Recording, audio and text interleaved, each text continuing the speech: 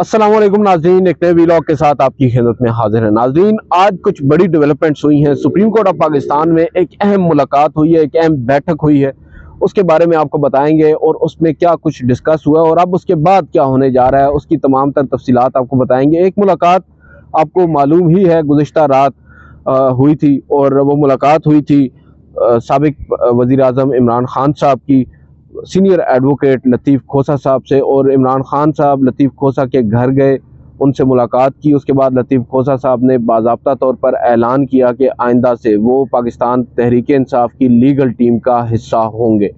ये काफ़ी ज़्यादा सिग्निफिकेंट है इस मुलाकात का।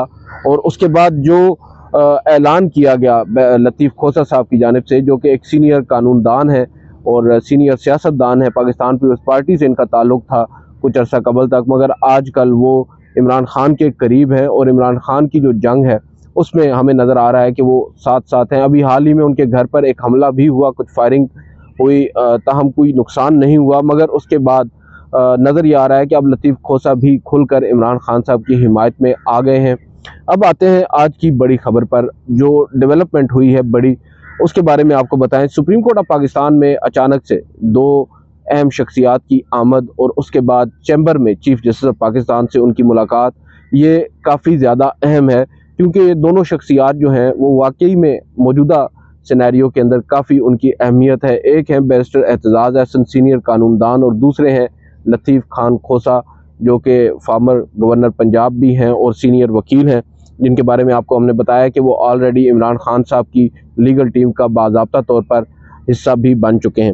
अब इन दोनों हजरात ने एक मुलाकात की है और तकरीबन ये मुलाकात जारी रही है 70 मिनट तक चीफ जस्टिस के चैम्बर में। और इस मुलाकात के अंदर मुख्तलिफ अमूर ज़ेर गौर आए हैं।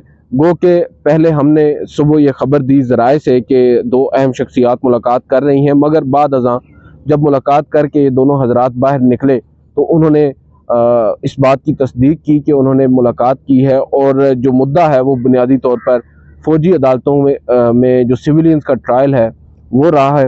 अब यहाँ पर आपको मालूम है, जैसा कि हमने आपको एक वीडियो में बताया था, कि बैरिस्टर एतजाज़ अहसन ने एक दरख्वास्त सुप्रीम कोर्ट में आइन के आर्टिकल 184(3) के तहत दायर की है, जिसमें उन्होंने ये मौक़िफ़ अपनाया है कि सिविलियंस का जो फ़ौजी अदालतों में ट्रायल किया जा रहा है वो गैर आइनी है और अदालत इसके हवाले से अपना फ़ैसला सुनाए। और उन्होंने हुकूमत पर भी काफ़ी सख्त तनकीद की थी। उन्होंने कहा था कि हुकूमत ने जो एक कोर कमांडर्स कॉन्फ्रेंस हुई, उस कोर कमांडर्स कॉन्फ्रेंस में फ़ैसला किया गया कि 9 मई के वाक़यात में मुलव्वस वो सिविलियंस जिनके बारे में ये शुबा है कि वो लोग मुलव्वस थे बाकायदा तौर पर, उनके ख़िलाफ़ फ़ौजी अदालतों में अब ट्रायल होगा, उनके मुकदमात फ़ौजी अदालतों में सुने जाएंगे।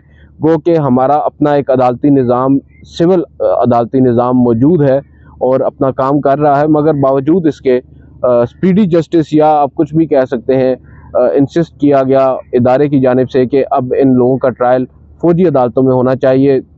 और एतजाज़ अहसन साहब ये कहते हैं कि बदकिस्मती की बात यह है कि हमारी हुकूमत ने उनसे सवाल करने की बजाय या उनसे इस पर तफसीलात तलब करने की बजाय रबर स्टैम्प का काम किया है, और जो फ़ैसला कोर कमांडर्स कॉन्फ्रेंस में हुआ उसकी तौसीक हमारी वफाकी काबीना ने कर दी है। गो कि जो कमांडर्स की फॉर्मेशन की एक मीटिंग हुई उसमें भी यही तकरीबन मुद्दा था और उसमें भी यही फ़ैसला हुआ था कि फ़ौजी अदालतों में इन लोगों का ट्रायल होगा। खैर, उसके अगेंस्ट मुतअद्दिद लोग सुप्रीम कोर्ट में आए और अहम शख्सियात आईं।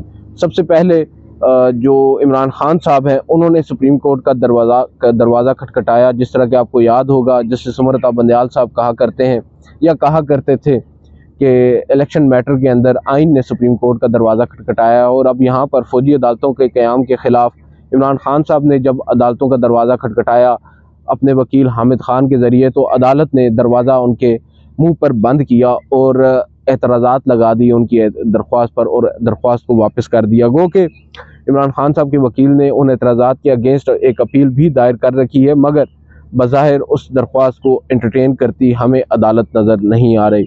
उसके बाद एक और दरख्वास्त सिविल सोसाइटी की जानिब से फैसल सिद्दीकी साहब ने दायर की, जो जिनका ताल्लुक़ कराची से सीनियर वकील हैं, और बड़ी वेल ड्राफ्टेड वो भी एप्लीकेशन थी, मगर उसको भी मुकर्रर नहीं किया गया।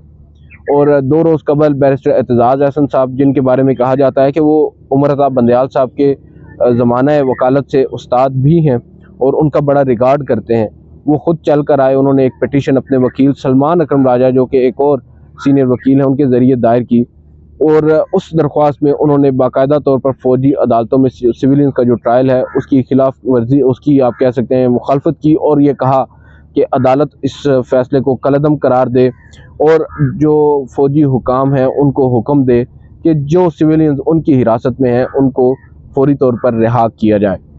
और ये जब काम हुआ, ये दरख्वास्त दायर हुई, उसके बाद इस दरख्वास्त पर अभी तक एतराज़ात तो नहीं लगे मगर नंबर भी नहीं लगा। नंबर से मुराद ये होता है जब दरख्वास्त कोई एक्सेप्ट कर ली जाती है अदालत की जानिब से, इंस्टीट्यूशन ब्रांच की जानिब से, तो उस पर नंबर लगता है और नंबर लगने के बाद फिर उसको रजिस्ट्रार ऑफिस अपनी मनपसंद डेट पर तारीख देता है या मुकर्रर करता है समाअत के लिए। अब जब वो मुकदमा समाअत के लिए मुकर्रर ना हुआ और गुज़िश्ता रात एक अहम मुलाकात इमरान खान साहब ने अपने नए वकील लतीफ़ खोसा साहब से उनके घर पर की, तो उसके बाद आज जो ये मुलाकात दोनों हजरात ने, बैरिस्टर एतजाज़ एहसन और लतीफ़ खोसा ने जो उमर अता बंदयाल साहब से, चीफ जस्टिस ऑफ पाकिस्तान से की है, इसकी इम्पोर्टेंस बहुत ज़्यादा बढ़ गई है, क्योंकि हमारे ज़राए के मुताबिक उस मुलाकात के अंदर जो फ़ौजी अदालतों के हवाले से दरख्वास्तें दायर की गई हैं इमरान खान साहब की जानिब से या एतजाज़ एहसन साहब की जानिब से, उनको जल्द समाअत के लिए मुकर्रर करने की इस्तदा की गई है। एक दरख्वास्त भी दायर कर दी गई है अर्ली हेयरिंग की कि सुप्रीम कोर्ट उनकी दरख्वास्त को जल्द समाअत के लिए मुकर्रर करे, और ज़ोर दिया गया है। और कुछ ज़राए ये दावा कर रहे हैं कि शायद एतजाज़ एहसन साहब तो यहाँ तक गए, उन्होंने कहा कि अगर आप इस केस को टेकअप करते हैं और इस पर अपना फ़ैसला आइन और कानून के मुताबिक देते हैं तो चीफ जस्टिस साहब का जो नाम है वो सदियों तक अमर रहेगा, और नो डाउट फैसला तो बहुत बड़ा होगा। अगर चीफ जस्टिस आज फ़ौजी अदालतों में जो सिविलियंस का ट्रायल है उसकी मुखालफत करते हैं और उसके अगेंस्ट अपनी जजमेंट देते हैं, मगर कुछ लोगों का ये मानना है कि शायद चीफ जस्टिस इतना बड़ा रिस्क ना लें। 16 सितंबर उन्होंने रिटायर हो जाना है सुप्रीम कोर्ट से, और उससे कबल शायद अब चीफ जस्टिस भी वक्त गुजारने पर जो है वो उनकी तवज्जो है। मगर कुछ लोगों का ये मानना है, हमारी ज़राए से भी बात हुई है, एन मुमकिन है अब से कुछ देर के बाद एक काज लिस्ट जारी हो और उस काज लिस्ट में अदालत फ़ौजी अदालतों में सिविलियंस का जो ट्रायल है उसके अगेंस्ट दरख्वास्तों को समाअत के लिए कल ही मुकर्रर कर दें। और अगर आज ऐसा कुछ नहीं होता तो इसका मतलब ये है कि अदालत इंटरेस्टेड नहीं है। इसका मतलब ये होगा कि चीफ जस्टिस ऑफ पाकिस्तान नहीं चाहते कि वो इस नई कंट्रोवर्सी में ख़ुद को इन्वॉल्व करें। जो अभी इलेक्शन मैटर है वही किसी करवट नहीं बैठा। चीफ जस्टिस ने बारहा कोशिश की, मुतअद्दिद फ़ैसले दिए, मगर हुकूमती मशीनरी हो, हुकूमती इदारे हों, इवन इलेक्शन कमीशन, कोई भी अदालती अहकामात पर अमल दरामद करता हमें नज़र नहीं आया और ना ही आ रहे हैं। तो अब शायद चीफ जस्टिस भी भांप कर कदम उठा रहे हैं और देख रहे हैं कि क्या उनके फ़ैसलों पर अमल दरामद भी होगा या नहीं। मगर दूसरी जानिब एक बात बड़ी अहम चीफ जस्टिस उमर अता बंदयाल ने कुछ अर्सा कबल लाहौर के फ्लैटीज़ होटल के अंदर एक तकरीब से खिताब करते हुए कही थी। उन्होंने कहा था कि हमने फ़ैसले देने हैं और फ़ैसलों पर अमल दरामद जो है वो आज हो या सालों बाद हो, मगर वो होगा। उनके कहने का मतलब ये है कि उनके जो फ़ैसले होंगे, अगर आज उस पर अमल दरामद नहीं भी होता तो कम से कम कुछ सालों के बाद इन फ़ैसलों की गूंज हमें अदालती ईवानों में सुनाई देगी। मगर उससे कबल एक बात बड़ी अहम है कि फ़ैसले तो हों, और चीफ जस्टिस ऑफ पाकिस्तान को अब हिम्मत जुटाना होगी अपेरेंटली। अगर वो नहीं कर पाए, एक तो उनके सामने जो इलेक्शंस का मैटर है वो भी पेंडिंग है, और उस इलेक्शन के मैटर के अंदर चीफ जस्टिस ने 14 मई को इंतखाबात का हुक्म दिया, उससे कबल अप्रैल के अंदर भी इंतखाबात का उन्होंने कहा, मगर दोनों फैसलों पर अमल दरामद नहीं हो सका। DGISI ने और DGMO ने उनसे मुलाकात भी की, उनके चैम्बर में उनको ब्रीफ भी किया, और वहाँ पर चीफ जस्टिस ने उनकी जो इस्तेदाद थी उसको भी मुस्तरद किया था और ये कहा था कि गो के उन्होंने जो नुकात उठाए हैं वो बड़े इम्पॉर्टेंट हैं, मगर उन्होंने काफ़ी देर कर दी है। और उसके बाद अदालत ने जो फ़ैसला है वो अभी तक सुनाया नहीं है। फ़ैसला अदालत ने 14 मई को इंतखाबात का तो सुना दिया था, मगर उसके ऊपर जब अमल दरामद ना हुआ और उसके अगेंस्ट रिव्यू फाइल कर दिया इलेक्शन कमीशन ने, तो उस रिव्यू को अभी तक अदालत ने डिसाइड नहीं किया। पहली समाअत पर चीफ जस्टिस ने यह कहा था कि अगर फ़ैसला जो है वो फ़ाइनल ना हो जाए, जब तक ख़त्मी ना हो जाए, उस वक्त तक मज़ीद आगे नहीं चला जा सकता। यहाँ पर उनके कहने का मकसद ये था कि जब तक सुप्रीम कोर्ट के फ़ैसले के ख़िलाफ़ जो अपील है या दीगर रेमेडीज़ हैं, नज़रसानी है, उसके ऊपर फ़ैसला नहीं आ जाता, तब तक फ़ैसला फ़ाइनल नहीं होता।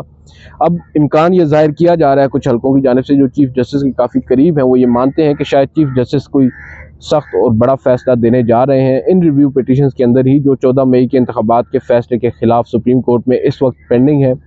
वो कि अब वो मामला भी खटाई में इस वजह से पड़ गया है कि हाल ही में हुकूमत ने एक नई कानून साजी की है, Supreme Court review of judgments and orders act 2023 की मद में।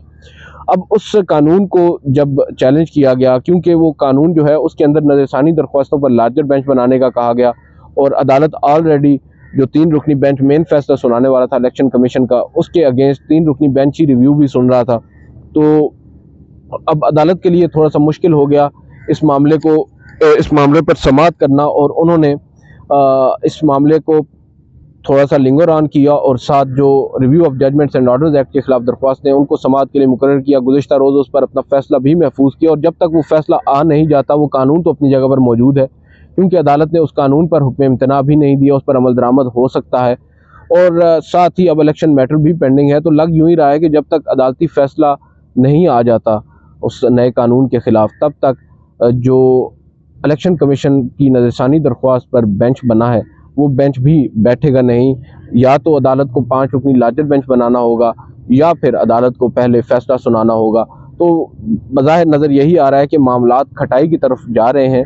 अब 2 से 3 माह रह गए हैं, और साथ ही गर्मियों की तातीलात का भी आगाज़ हो चुका है। अक्सर जजेस अपने घरों को, अपने होम टाउन्स को जा चुके हैं। काजी फायज ईसा वो ऑलरेडी तकरीबन 2-2.5 माह से किसी भी अदालती बेंच का हिस्सा नहीं है। चैम्बर वर्क तक उन्होंने खुद को महदूद कर रखा है। वो भी सुनने में आ रहा है कि बैरून मुल्क जा रहे हैं और तातीलात वहाँ पर गुजारेंगे। तो बज़ाहिर अब नज़र यही आ रहा है कि अदालत जो है वो सुस्त रवि का शिकार है इन मामलात को लेकर। और अगर इस तमाम तर सूरत हाल में फ़ौजी अदालतों के हवाले से जो दरख्वास्तें दायर हैं अदालत उनको समाअत के लिए मुकर्रर करती है, तो that will be a big news. आज की इस वीडियो से इतना ही। आपसे अगली वीडियो मुलाकात करेंगे। इजाज़त दीजिए। अल्लाह हाफ़िज़।